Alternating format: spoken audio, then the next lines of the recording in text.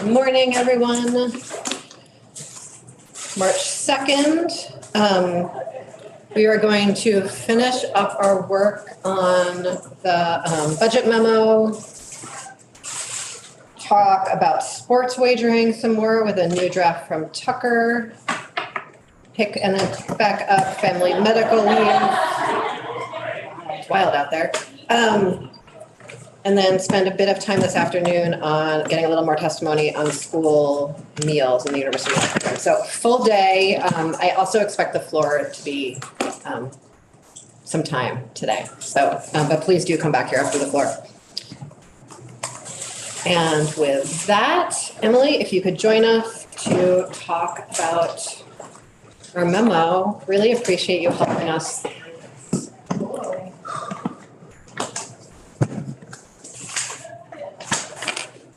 Morning. Right.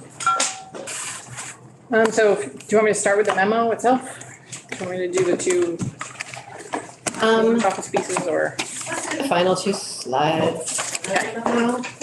Sounds good.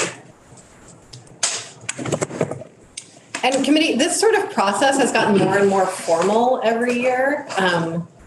I think maybe even 4 years ago, the chair would just sort of send a letter based on their own perceptions of the committee's experience. That wasn't, I don't think, even voted on by the committee necessarily. I don't know if folks have been on the committee for a while. Is that your experience? Like it was just sort of a looser process maybe 4 or 5 years ago. And so as it gets more and more formal, we need to spend more and more time on it. Our committee, you know, for obvious reasons, does not really have much budget that we're responsible for. And so just like, you know, thinking about if there's feedback on the actual process that would be helpful, that we could offer for next year. So back to you, Emily. Great. So there were two, when I was in here earlier this week, the state treasurer had yet to present his budget to Ways and, or to Appropriations. I did it again.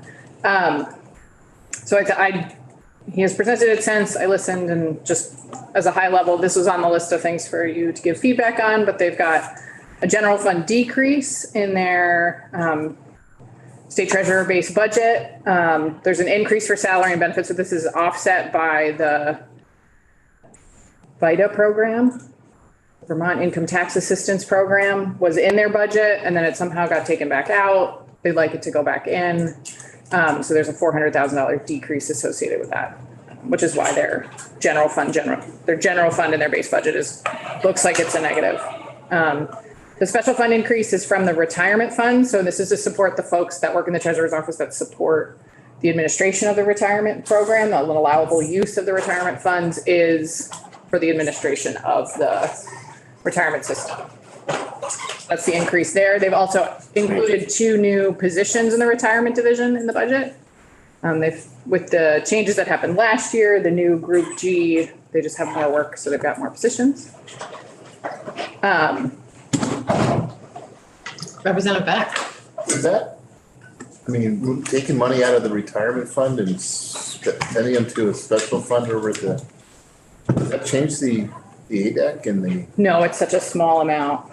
And it's a very small, it's a couple $1 million that they use to pay for the couple people, or not couple, it's more than a handful of people, but that do the administration. Okay, all right. Yeah.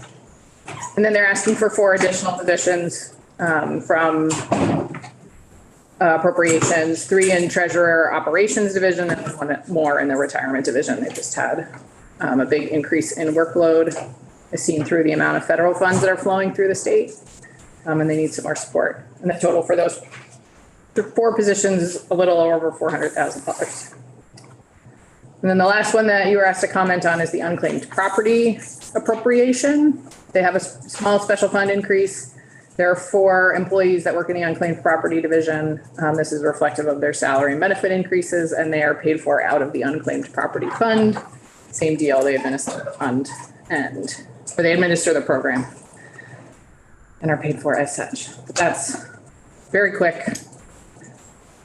What's going on in the treasurer's office? And that's everything on the overview.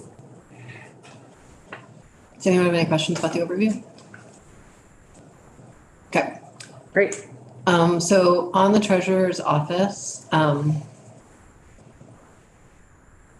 think in the budget adjustment, and I'd like to continue it into this year, we'd actually support an increase in the investment in Vita, given all of the new tax credits and increases in tax credits. It's really important that low-income Vermonters.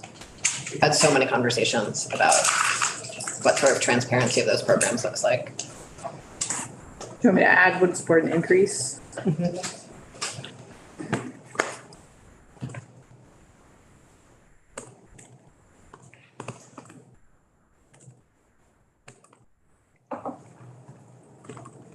Do you want me to put that so low-income Vermonters can access tax credit, new tax credits? I don't think that's necessary. Thanks. Yep.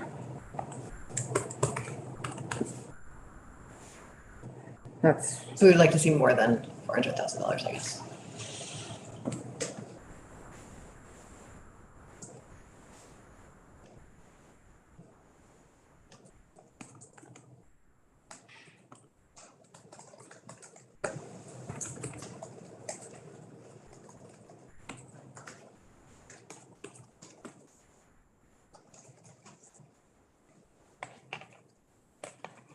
okay. Want me to, If you could just scroll, does anyone have anything from yesterday that they want to discuss? Was that yesterday that we had this? before you, For yesterday? all right, I'll scroll down. Okay.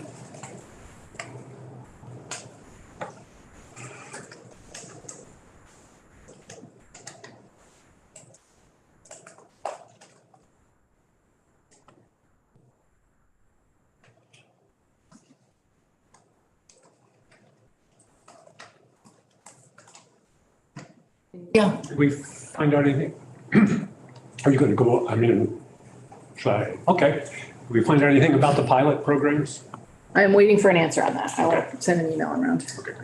Once I get an answer on that. I did find out an answer. The current, one of the questions was the source of funds for the current use special fund that's being used for the digitization. It's a piece of the property transfer tax that goes into the current use special fund. But they're gonna use one-time balance for the digitization. All right. so we don't need to do a formal vote on this unless anyone is interested. Is anyone interested in doing a formal vote on this? Rank choice, but Very timely joke. We have there, Representative Sims. Okay, then off it goes. Thanks.